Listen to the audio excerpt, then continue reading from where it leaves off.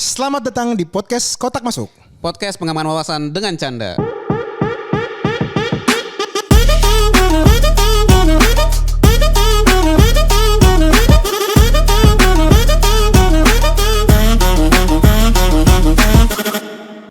Hola. Baik lagi di podcast Kotak Masuk Kembangkan wawasan Anda dengan canda. Wow. Niko, gimana bro? Ada yang butuh parasut nih bang. Wah, bukan parasut lagi nih men. Udah roket. Melesat angkanya. Tapi sebelum kita membahas, tolong saya ingatkan lagi. Support Kita di Saweria. Ya. Nanti QR code-nya mungkin akan timbul tenggelam di Betul. screen teman-teman. Terus kalau misalnya mau buka langsung linknya juga ada di deskripsi. Ya. Terus kalau memang belum kepengen traktir kita kopi bisa Gak kasih apa-apa. Komen aja gitu, kayak bang tolong dong tambahin topik-topik ini, konten-konten ini, kita juga sangat appreciate dengan itu. Dan kita juga sangat appreciate dengan keadaan saat ini. Apa tuh bang? Tiba-tiba dolar 17.000 misalnya nih. Aduh, Kalau lu megang dolar sih cuan itu bang ya. gue megangnya emas sih sayangnya. Kemarin gue convert. Tapi bisa kali emas lu convert ke dolar? Nggak? Sayang. Hmm. Kemarin gue semester November lalu lah ya. Ya. Nilai emas gue taruhlah 1 lah ya. Naik di semester 2 ini nih 22% nilainya. 22%. Iya. Lumayan ya. Mau lu jual nggak tuh? Jagalah, gila kali lo. Jadi menurut gue 1 udah aman. Tapi ini masalah dolar, gue juga kaget bro. Nilainya cukup signifikan. Dan gue mau nanya lo dulu nih. Menurut lo ini naik penyebabnya apa nih? Penyebab naik ya. Ini sebenarnya nyambung sama episode kita sebelumnya di Economic Outlook sih. Gitu. Itu kita bahas ya. Sotoy banget nih kita bikin Economic Outlook. Tapi teman-teman bisa cek lagi episode kita di awal tahun tentang Economic Outlook Indonesia Indonesia. Economic Outlook ya. Di situ kita bahas ada rencana kurs rupiah itu sedikit banyak dipengaruhi oleh apa yang terjadi di US gitu kan. Kenapa? Karena rupiah tuh kenapa nilainya bisa naik sih? Itu sama persis dengan saham. Semakin banyak orang yang beli dolar, maka nilai dolarnya menguat. Ya. Semakin banyak orang yang beli rupiah, rupiahnya menguat gitu. Nah, ini kita mungkin ke teorinya dulu ya, jadi kayak Ya. biar nggak. Kurs adalah perbandingan harga atau nilai dari mata uang suatu negara yang diukur dalam mata uang negara lain. Makanya selalu dibilang $1 berbanding 17.000 rupiah. Jadi kan perbandingan kan. Ya. Jadi ada penukaran nilai tukar mata antara satu negara ke negara lain Ya. gitu. Benar. Jadi dan pengaruhnya tuh banyak. Banyak. Tapi sebenarnya banyak pun itu pasti ada satu faktor yang sangat besar sampai bisa menarik angkanya tuh terus-terusan gitu. Biasanya kan ini kan juga kejadian baru sekarang. Iya. Biasanya kan ada inflasi, Benar. ada suku bunga, Ya. ada geopolitik. Ya. Makanya kemarin kalau dibilang di Indonesia Outlook kita udah bahas ya. Benar. Terkait geopolitik juga lumayan besar nih di tahun 2024 ya. Tapi menurut lo apa nih yang menjadi dominan? Dominan efeknya apa? Oke, dominan efeknya ya. Moga-moga sih nggak salah ya.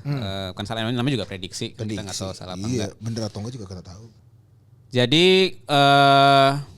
banyak investor asing yang menarik uangnya dari Indonesia keluar. Gara-gara 2 faktor utama. Yang pertama adalah ternyata orang masih suka nabung di Amerika, masih suka berinvestasi di Amerika. Ya. Gitu. Kenapa? Karena suku bunganya masih belum akan turun gitu. Jadi orang returnnya akan tetap lumayan lah di sana. Dan returnnya mungkin di Indonesia ternyata tidak semenarik itu. Gitu.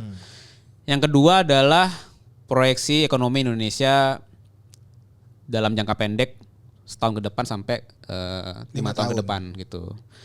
Ya baru-baru ini kita mendengar sebuah berita Morgan Stanley menurunkan peringkat saham Indonesia gitu ya menjadi underweight. Underweight ini maksudnya apa? Ya jadi kalau misalnya lu punya portofolio saham Indonesia 10% di portofolio lu, itu direkomendasikan diturunin di bawah 10%. Gitu. Jadi underweight itu artinya turunin proporsi saham Indonesia lu di portofolio lu. Nah, kenapa ini terjadi? Karena ada sentimen. Baik lagi yang menggerakkan harga biasanya adalah sentimen gitu kan.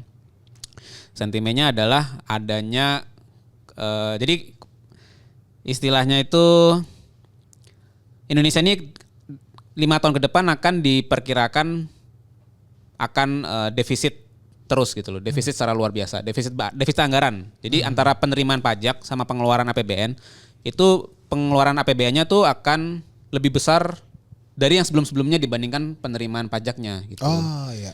Jadi dirasa ini akibatnya apa? Kan selisih ini harus ada yang nanggung kan. Jadi ibaratnya lu punya pendapatan 100, lu keluarin 110. Iya. Kan 10-nya rugi. mesti nanya nih, gue pakai uang siapa ya 10? Nah, 10 ini kan harusnya secara normal adalah lu keluarkan obligasi, ngeluarin surat utang gitu. Jadi akan berutang terus, yang mana utangnya ini akan makin lama makin banyak, bunganya juga makin banyak sehingga jadi beban negara. Nah, jadi proyeksinya agak kurang begitu cerah gitu, sehingga mending ya istilahnya namanya juga perusahaan rating ya, perusahaan yang memberikan penilaian. Kayaknya lu better cari tempat lain deh buat investasi. Kurang lebih seperti itu, Bang. Ya, dan ini juga kayak lo inget gak salah satu episode kita juga yang terkait bank di Silicon Valley? Ya benar. Yang itu kan gara-gara perusahaan rating juga ya. Iya benar. Dia tutup ya. Jadi memang ini kan kita bilangnya memang kan efek eksternal lah yang nggak bisa pemerintah kontrol sebenarnya. Cuman gue lebih mengarah ini ya teori lah ya, semuanya ngomongin teori. Kalau dibilang tadi kita nih Indonesia dinilai seperti itu ya tergantung sikap Bank Indonesia sekarang. Oke. Terkait kurs ini ya. Karena kan biasanya entah dia akan naikin tingkat suku bunga lagi atau dia akan mengatur kreditnya lagi nih. Tinggal dua itu aja kan ibaratnya kan. Agak sedikit polemik karena kalau lu mau mencegah dana dari investor asing ini keluar kan lu berarti harus timbun rupiah. Lu harus membuat investasi dalam negeri jadi menarik. Betul. Nah, salah satu caranya adalah lu bikin obligasi Indonesia jadi lebih menarik dengan menaikkan suku bunga. Iya dong. Nah, tapi naikin suku bunga berarti suku bunga pinjaman akan naik juga. Artinya kredit di domestik juga akan melambat pertumbuhannya gitu kan. Jadi dilema di situ gitu. Jadi kalau sementara tabungan, jadi kan kalau suku bunga melemah, Bank Indonesia ini kan tadi lu bilang bisa intervensi gitu kan dengan membeli rupiah atau menjual dolarnya kan. Tapi kan ada keterbatasan gitu loh dari sisi cadangan.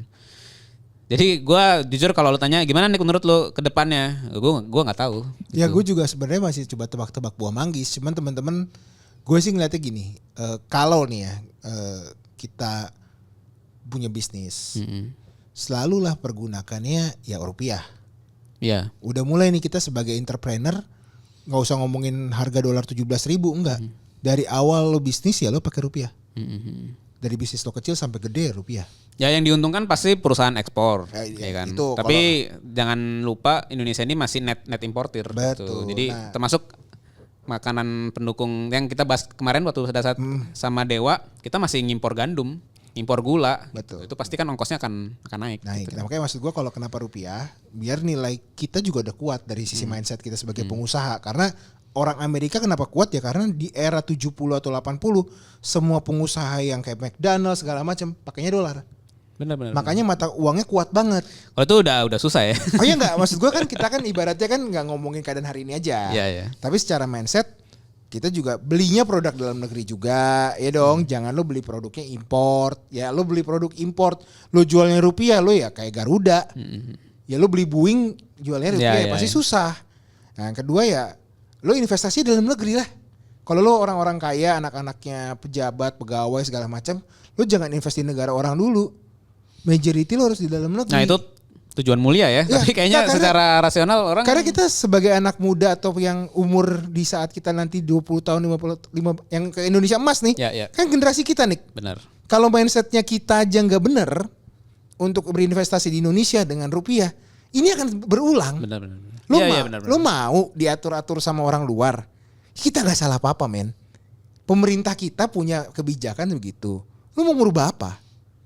Iya benar. Tapi yang bisa lo rubah adalah keputusan lo di kantor untuk menggunakan rupiah dan berinvestasi rupiah. Ya. Dan jangan lo nimbun dolar. Itu yang paling penting ketiganya tuh. Karena Cina juga Lu lihat Cina kuatnya sekarang seperti apa? Karena dia kan sama kan prinsipnya kan. Pakai orang ya labor Cina. Semua produknya produk Cina. Ya. Terus diekspor tuh semua produk Cina. Gak ngeri lu lihat kayak gitu. Nah itu maksud gua untuk mata diskusi kita sekarang ya terkait kurs ya. Kita udahlah gak usah terlalu reaktif juga. Karena ini kesalahannya juga udah lama. Mungkin ini juga ada kayak faktor ego ya. Maksudnya kesannya jadi rupiah nih kayak lu lemah banget sih. Iya, gitu. Iya gak? Padahal ini bukan dari dulu ya. Ini kalau gue baca sejarah sedikit nih sebelum tutup ya. Rupiah tuh pernah di angka 1997. Pada saat krisis tahun 91. Oh 91. Tahun 91 sebelum krisis ya. Oh ya 1997. Ya 2000 perak lah kalau bahasanya. Sorry tadi 1997 tuh adalah nilai rupiahnya nilai ya. Rupiahnya. Gue takut salah ngutip. $1 US sama dengan 1997 rupiah. Okay. Tapi di saat krisis itu ke 16.650 tahun 98. Sempet 20.000. Iya sempat. Maksud gua ini tuh bukan cerita lama. Tapi mindset kita selalu mindset yang sama. Ya. Kita kalau misalnya nikah nih bos-bos.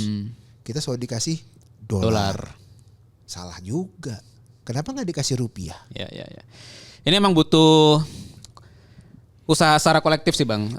Baik dari pemerintah ya, pemerintah pasti karena itu tugas mereka. Tapi dari sisi kita banyak hal yang bisa kita lakukan. Terutama mungkin balik relevan juga episode pangan kita ya. Iya. Mengurangi ketergantungan kita kan makanan yang bahan pokoknya tuh kita impor. Betul. Jadi makan singkong, terus ya makan ikan yang produksi dalam negeri gitu kan. Yang paling penting ya kalau kita dari keputusan yang ada di kita ya, kalau tadi kan kita ngomongin Bank Indonesia tuh yang gede-gede, ya kita belanja lah di pasar tradisional. Iya benar.